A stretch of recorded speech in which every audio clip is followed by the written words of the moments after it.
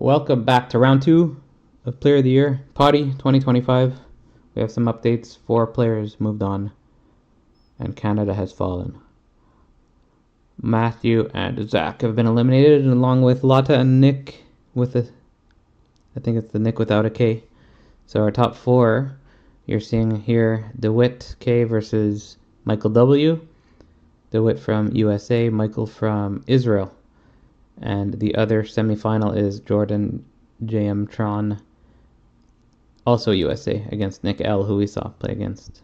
Lotta, also from USA. Starting hands here. There's a Gene Pollinator, another green source for Michael. Acrobatic Cheerleader, Bestow Greatness, Harmonious Grove Strider, and Overlord of the Hauntwoods. Not bad. What does DeWitt have? So I had to send the first one back as 5 lands and a red card, and I think a blue-green card. This hand's a little better. He bottomed the Brintar. It looks like he's running 3 color. So I think what we saw was mostly blue-green, perhaps splashing some amount of red.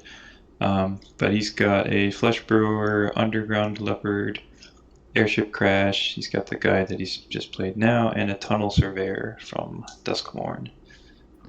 Michael just opened up the chat and let us know he tried to tap pre-combat to gain flying because of the card that has survival. His cool synergy with Gene Pollinator, which taps creatures.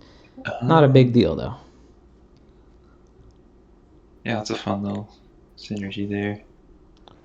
They printed synergy. So yeah, he used the Campus Guide to get the mountain, so he's got all 3 colors, and now we're Tunnel Surveying. This card, Overlord of Hauntwoods, was used in a standard for quite a while. It's a fun deck with the white Overlord too, and Zur can animate it as a creature preemptively.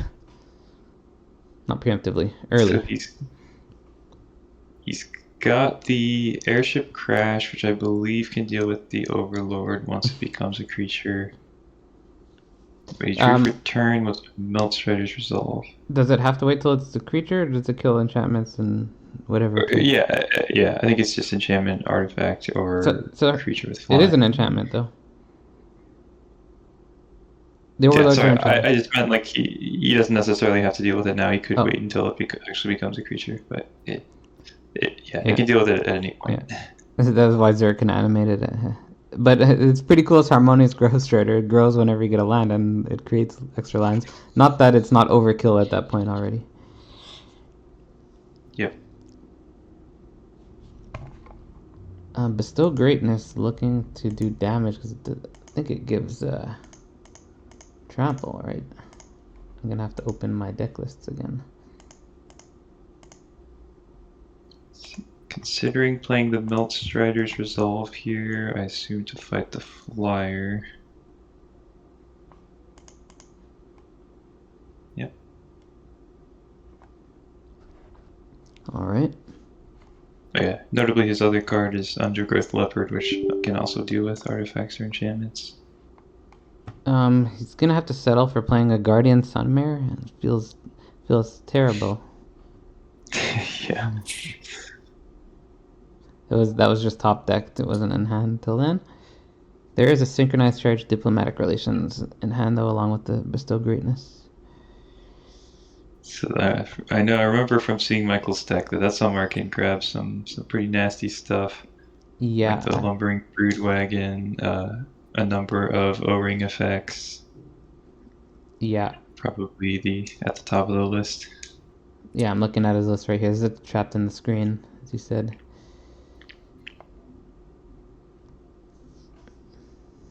So you do have to saddle for. It's the cost, but it's running in. Love you too.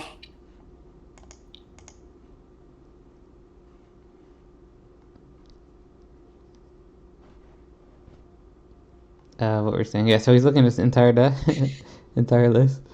Put it into the battlefield. So at instant speed, what does he want? I imagine it's gonna just be a removal spell to get rid of the Death Toucher. That would make some sense. There's multi-blocks open, though, but with 3 mana, he can Diplomatic Relations. Or Bestow Greatness, depending on what the multi-block brings. Oh, okay. So it wasn't the trapped in the screen. It was the vehicle version. Yep. Hover ship. Yeah, multi-block's not gonna work well here Yeah. for DeWitt. This is a pretty brutal turn here. Ooh, so diplomatic relations gives +1/+0, so this can go even more wrong technically. Well, if he blocks with everything, the +2 greatness I think makes Yeah, it a 9/9, so he doesn't even die. there was no great block at all, as we Yeah. expected. Yeah. And we might see a scoop from DeWitt's very quickly here. We saw, yeah, quite a shortage of rares, as we mentioned during the drafting and deck checking out the decks. Jordan, who's in the other semifinal, playing very few rares, but managed. But here the rares kind of took over early. Yeah, he drew an eject for turn, which I mean, you can bounce something, but there's too many threats on the board here to deal with, I think. Yeah. I mean, saddling 4 is not nothing, but it was easy enough when you have a Grove Strider, when you created a land for free earlier. Yeah.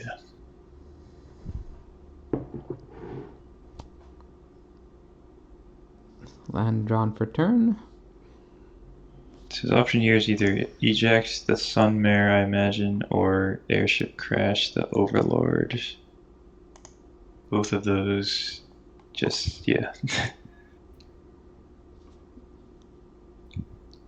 don't really do enough to Synchronized stop charge. what's going on here.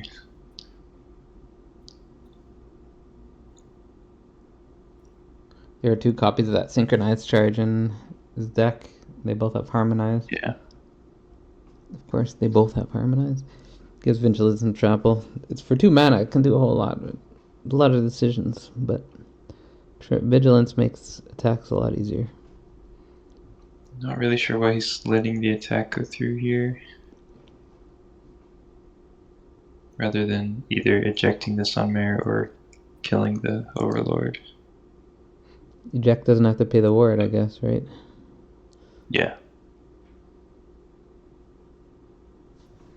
But this is just bad. It's worse now. It's deciding which permanent to get, I guess. All you have to think about is Sweeper at this point in time. Because no one card besides the Sweeper would ever deal with this. And in these colors, not working.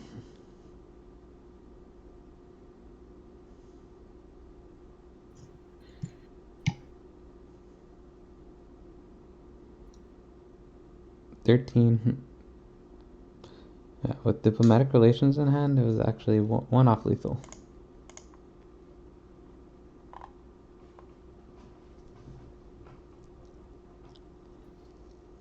Looks like we're going to game 2. Yep. Well, we have an update. Both, 2 of the other matches are finished. Jordan 2 over Nick in the other semifinal, so we'll see Jordan in the finals against the winner of this match. Lotta also took down Matthew 2-0. We'll have Zach and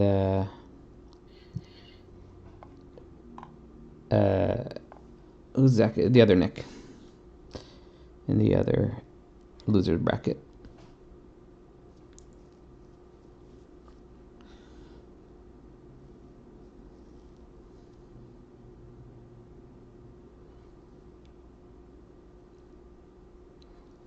Nice early advantage here for Michael.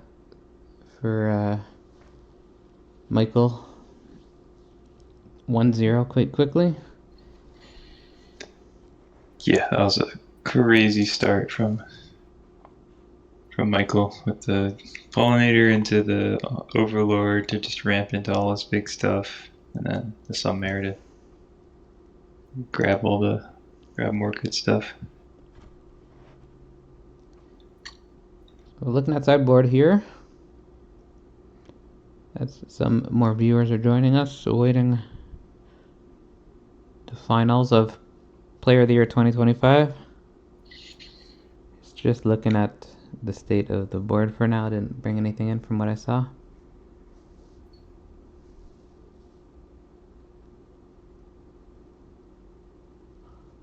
Still looking at the cards in deck. We went through it during the draft, but yeah, playing more rares than anyone here in the draft. I think he likes it and sent it back, which is easier to do when you win quickly.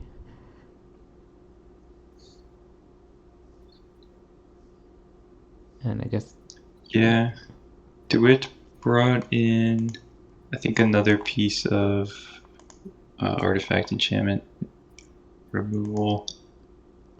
that makes sense. I'm just reminding myself his deck list. That's the one with Aether Spark, Curator of Destinies, River Regent, and Loot as the rares.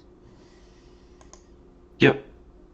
He is running 3-color, plus he's got 2 Blossoming Sands and a Twin Moss Stormbird, which I imagine mainly is for the removal, but technically has a way to hardcast it.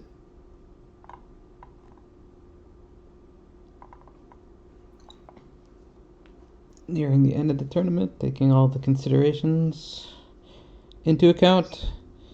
He's mousing over a Riverwalk technique. Looks like he might bring one of those in. I think that's either put a non-land permanent at the top of the library or counter a non-creature spell. I think he put one of those in. I didn't see what he took out, but he's shipping it. That is what it does. Getting ready for game 2. What's DeWitt looking at? One lander here. Probably gonna have to ship this one. He does have Ice Flan and Airship Crash. A couple ways to cycle on turn 2, but yeah, he's gonna throw it back. This one looks a little bit better. He's gonna bottom a mountain, so he'll have 3 lands: Combat Tutorial, Undergrowth Leopard, and Airship Crash. Pretty good starting hand for Michael. Gibberick Omnivore is probably coming out next turn. It's the 3-2 with no text. Synchronized Charge, which we saw last game.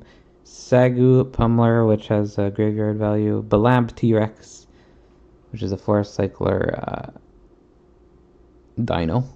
And then a Summon Fat Chocobo. Blossoming Sands also drawn.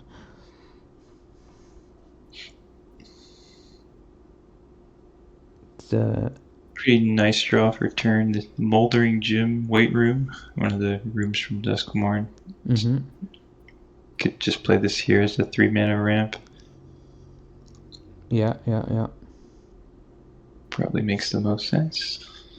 Not that crazy of a start, just okay here for Michael, not like last game, but there's also top decks. I think that Broodwagon might be a good draw. He is currently not curving out onto anything on turn 3. Only a Synchronized Charge playable with what's in hand.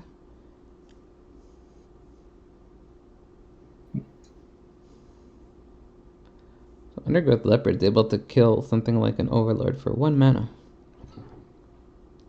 But you still get a land out of it. Yep.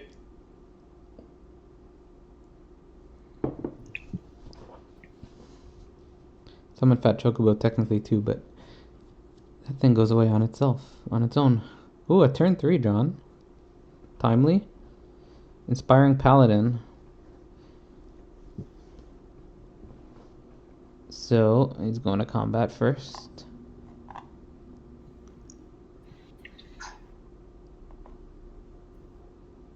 Inspiring Paladin has first strike during your turn. Creatures with counters have first strike.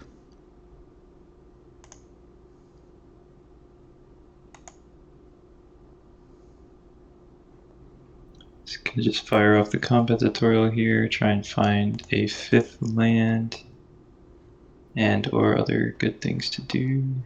Did not find a land. Just gonna offer the trade here.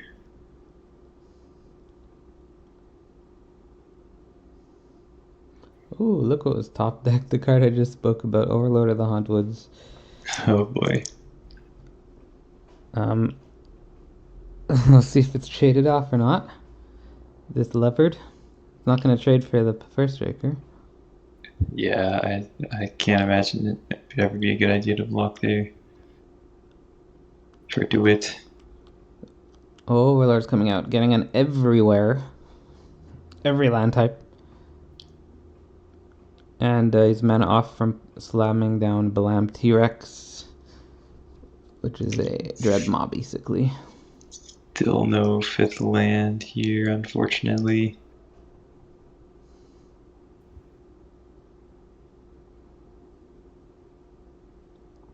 So he can either play two drops here. He's got a Beastkin Ranger. He can play as a 3-drop. He can play 1/2-drop, hold up Piercing Exhale.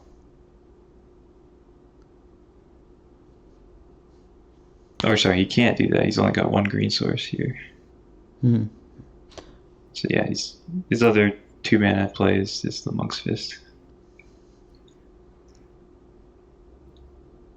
Let's see what the draw is. It's a land, so Balam T-Rex could be played. Other option is this, Synchronized Charge plus Sagu Pummeler.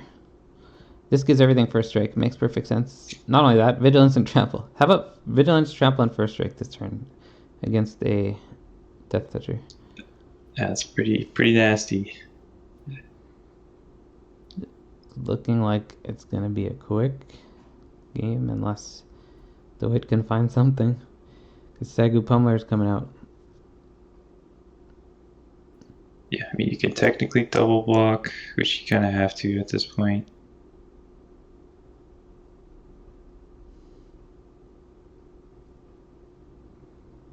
Oh, he has to make the choice. Kill Death Toucher or kill thing that kills the Overlord. That makes sense. You have easy trample anyway. Yep. 1 mana trample and... Or it's 2 mana, but you could reduce it. Or actually, Harmonize... What am I saying? Harmonize is a different cost, which is 5. So it costs 5. But if you tap a creature, it reduces to 1. Yeah, unfortunately, I think he's not going to be able to come back from this. It doesn't look like. Still no land. He's going to just try and cycle the crash to find a land. Not the most interesting games, I must say, but it went the way that Michael's happy with.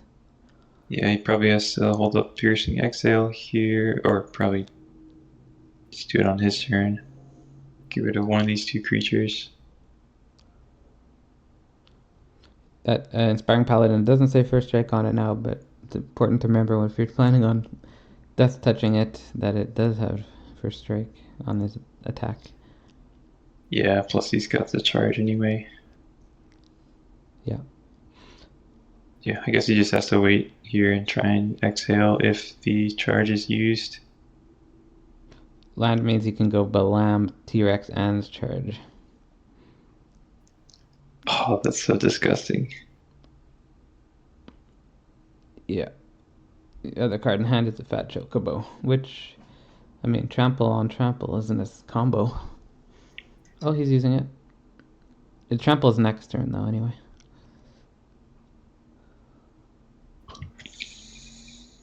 Okay, no T-Rex. He's casting the Summon Fat Chocobo. Yeah, I mean, this works still too with the charge. Still charge.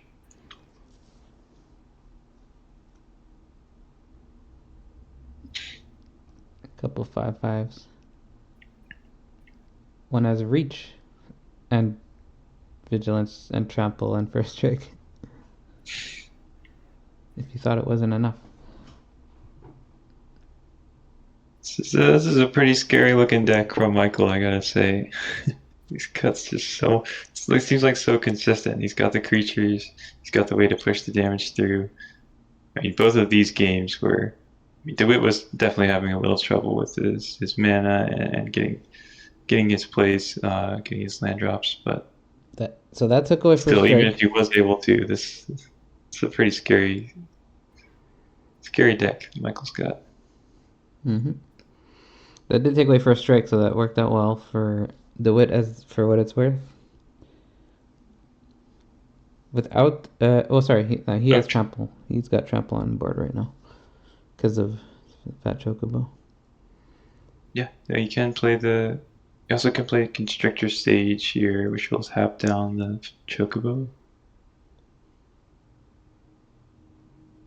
Okay, so this is not quite over yet. Yeah, it's not.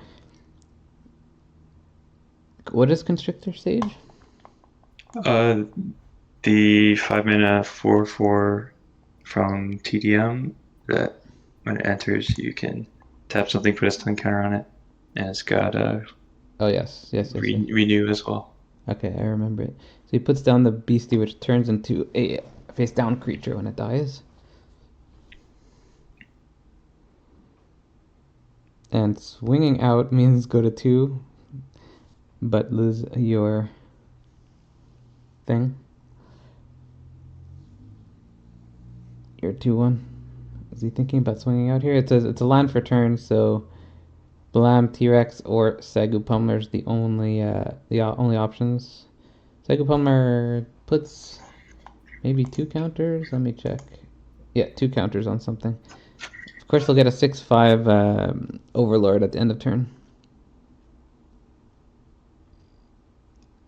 So Fat Chocobo has to be blocked. So this you just go to 1 here, or no, you go to 0, right? He's taking 1, 2, 3, 4. He's taking 4 damage. Yeah, he's got to do this and go to 1. No, he's just dead either This way. is lethal, yeah. Trample. The Fat Chocobo second chapter actually turned it into lethal. uh, so that means we have our finals. It's going to be Michael W versus Jordan.